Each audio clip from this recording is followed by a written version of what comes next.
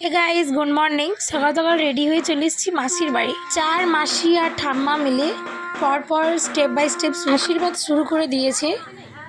চন্দনের টিকা দিল, মালা পরানো, মালা ঘষি, আরও যাবতীয় যা যা নিয়ম আছে প্রায় শুরু হয়ে গেছে।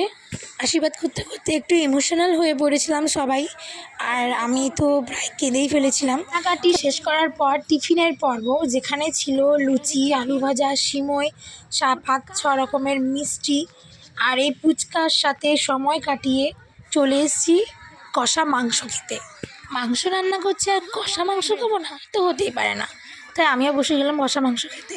তারপরে এলো দুপুরের খাবার দাবার, যেখানে নানান রকমের আইটেম ছিল, আর মাসি ঠাম্মা সবাই একটু হাসাহাসি করছিল। আর সেই ফুচকা শুরু করে দিয়েছে বদমাসি, যেটা ও ছাড়া আর কিছুই জানে না। তাই এইসব আনন্দ ফুর্তি করতে করতে খেয়ে দিয়ে তারপর এই ফুচকার সঙ্গে সময় কাটিয়ে এটা আমার আইবুড়ো ভাত পর্ব 4, যেখানে অনেক মজা হয়েছে, আনন্দ হয়েছে, খুনসুটি হয়েছে, একটু ইমোশনালও হয়েছি। যাই হোক, বাই।